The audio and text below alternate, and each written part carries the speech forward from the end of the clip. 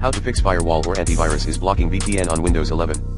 To fix firewall or antivirus is blocking VPN on Windows 11, try 1. Choose trusted VPN, like the recommended NordVPN in this video guide. 2.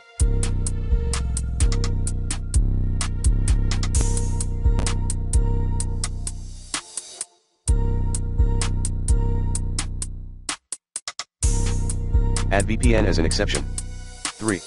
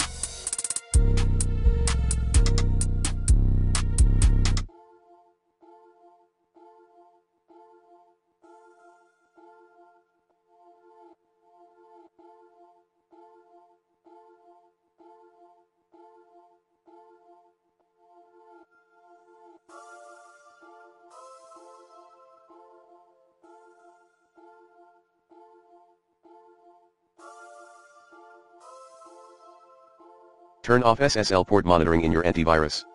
4. Remove and reinstall the latest version of VPN agent you bought.